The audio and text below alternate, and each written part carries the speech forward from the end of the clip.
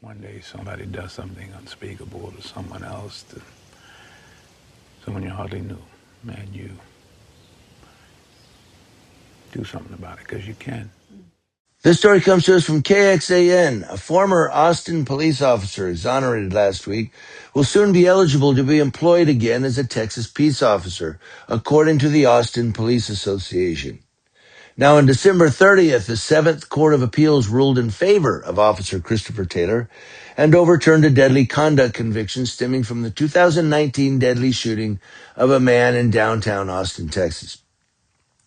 Taylor was convicted in 2024 and sentenced to 2 years in prison.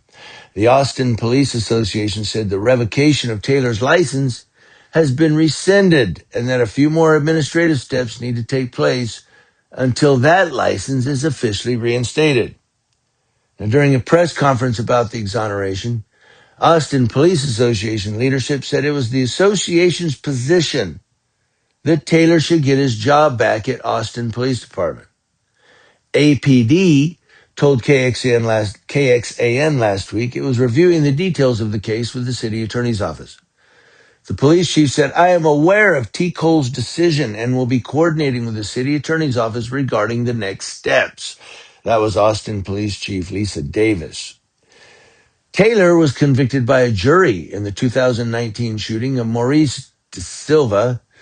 Police responded to 911 calls of De Silva walking around his downtown Austin condo complex with a knife to his throat. Officers confronted De Silva outside of an elevator in a common area of the building, told him to drop the knife, and then shot and killed him.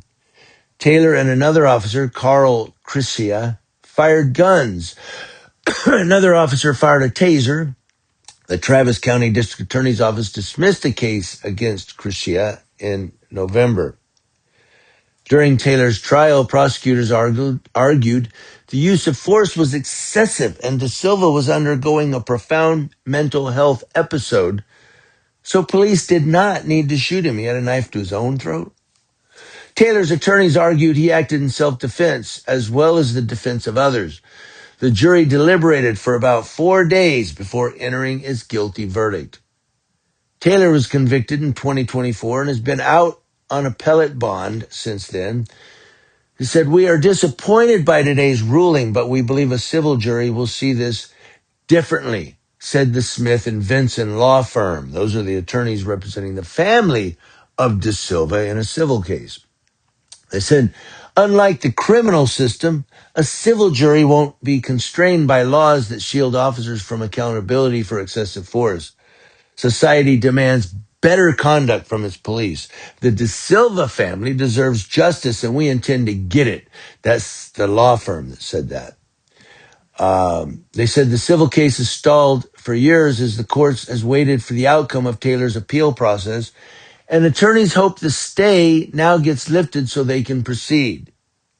In 2023, a mistrial was declared for Taylor in a separate case, a murder charge in the 2020 shooting death of Michael Ramos, when a jury could not come to a unanimous decision.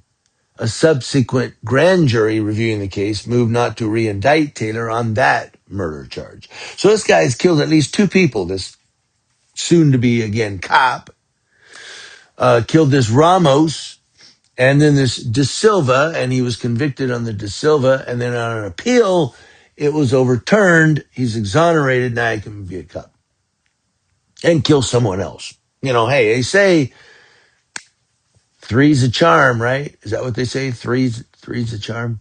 3, the lucky number 3, right? Who's that lucky number 3? If you're in Austin, Texas, you look out for this cop. But the thing is he shot the guy. He had a knife to his own throat. And I don't know, what did he turn it or something? Now I saw a video with 4 cops. A guy had a knife. It was a big knife too. And he was swinging it at these cops as they're moving about. And then one of them came up behind him, smacked his arm as the knife went flipping across the concrete. All of them rushed in and tackled the guy. This is in Australia. They arrested the guy and they took him to jail alive. He had a knife. Here in America, I have a knife. I have a gun. Bang, bang. Mine's better. Well, how come we do that in America, but in Australia, they just knock the knife out of their hand and tackle them? Oh, because in Australia, they have what you call guts, mate. They have intestinal fortitude. That was my best Australian accent, Ive Peters. They have what we call intestinal fortitudes, mate. Here in the U.S., they're like the shakiest gun in the West. It's a cell phone. Bang! Oh, a cell phone. Damn, I thought it was a gun. But this guy, this Silva, a knife to his own throat and somehow ends up shot. They couldn't, well, we have to go to code 7 they have to go to lunch. We can't be hanging around with you, man. Yeah, code 7 is lunch. 10-7 is you're off. We got to go to lunch, man. Can't be hanging around. I just shoot him and let's go eat. I don't know. What do you all think?